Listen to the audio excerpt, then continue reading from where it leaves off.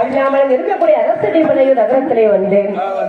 பெருமாள் சுவாமி கோவில் விளைவிழாவை முன்னிட்டு அது வில்லிசை பாடிக்கொண்டு இருக்கக்கூடிய நமக்கு ஊர் பொதுமக்கள் சார்பாகவே கோவில் விழா கமிட்டியார் சார்பாகவே கமிட்டியின் சார்பாக அது அன்போடு பாசத்தோடு நம்ம ஆலயத்திற்கு இந்த பூமாலையை பொன் மாலையாகவே அணிவித்திருக்கின்றார்.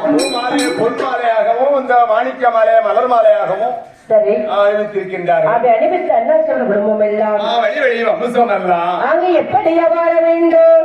என் பெருமாள் சுவாமி இருவையால மேலும் எப்படி எப்படியமாக வாழ வேண்டும்? பட்டியலதி வெல்ல வேண்டும், பால்பாறை பொங்க வேண்டும், செய்யும் தொழில் வெல்ல வேண்டும், செய்வதாக வாழ வேண்டும், எந்த இடம் கண்டிட்டாரே தங்கமாக வாழ வேண்டும், மக்கள் எல்லாம் மாங்கல்யம் நினைக்க வேண்டும், வாழையடி வாழையாக வாழையடி வாழையாக வளரவரோடு ஓடி